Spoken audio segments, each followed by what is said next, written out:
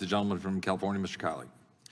Mrs. Hawley, I'm from California. Would it surprise you to learn that there are pregnancy centers in my region that have had to invest significantly in security measures because of the multiplicity of threats against them? It would not at all. And they've also been the subject of hostile legislation from our state legislature. One law was even struck down by the U.S. Supreme Court as a violation of the First Amendment. And of course, we've been talking about the ways in which the Biden administration has turned a blind eye to hostile and potentially even violent actions against these centers. So, gosh, they've been subject to attacks and to hostility at the state and federal level.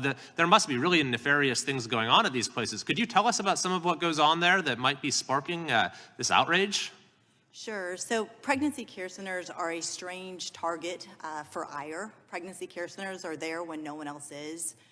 We know from women who have had abortions that the majority of them say they would have chosen to parent or chosen differently if they would have had additional resources, either financial or familial support.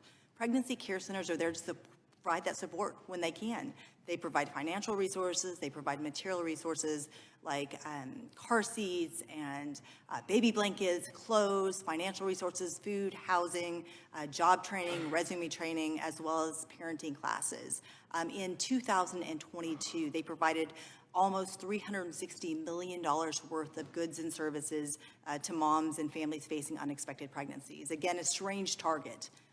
A very strange target. I mean, they're giving away diapers, they're giving away wipes, they're giving away baby formula. That's outrageous, isn't it, that they're just giving it away?